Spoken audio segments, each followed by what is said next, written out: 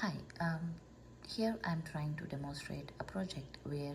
I try to build an ML model to determine the power output of a power plant based on the input data features that were provided. So all the data was labeled and we have to determine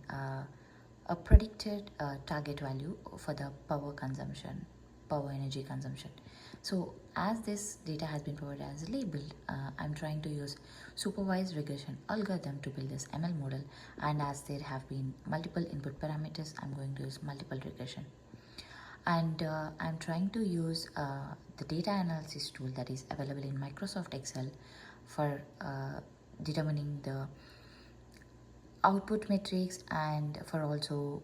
making predictions on validation and testing data. So I have kept aside of 20% of the raw data for validation and testing, and I've used the rest of the 80% for training the model. And to test the model across different combinations, I have tried 3 different combinations of input features and tried to calculate the errors and the R-square values and compare, and then try to make a decision on which features would contribute better to make a better prediction. So initially I tried to use temperature, vacuum and pressure and try to make the predictions, and I've seen that the R-square value has been generated as 0.91, which is pretty close to 1, and also seen that like the output values that are generated also have a very very less residual values and are close to actual values. And then I've tried to do the model with different set of parameters like temperature, pressure and humidity, and I've seen that the R-square value has improved compared to the previous set, and the mean absolute error has also decreased a bit, and the residual values are also decreasing when I have used this set of labels. And then I have looked at the coefficients of this set and the previous set, and then I try to test my model where I have tried to include all the input features and then generate the predictions and then calculate the R-square value and the mean absolute error value. I've seen that the R-square value has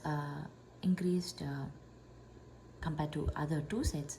and the mean absolute error has decreased compared to the other 2 sets, and I have seen the predictions are much better, and I'm going to use this set of input features to determine the energy consumption. And I have tested the same model on my validation data and testing data too. So when I'm trying to use validation data, I've used the coefficients that were generated by the data analysis tool, and I've used the same coefficients and the intercept, and I've tried to generate the prediction values on the validation data and testing data. I have tried to plot the model predictions against the actual values, and I have seen the actual values and the prediction values are pretty close, which obviously states that the model is predicting values pretty good. Yeah. So yeah, this is how I have tried to build an ML model to determine the power output for a power plant. So I have used a supervised regression algorithm, and I've tested across different combinations of input features, and I have also tested this model on validation and testing data, and I have made sure the output metrics have been compared, mean absolute error and the R-square have been compared across different testing, and then I have selected the model that is more efficient. Thank you.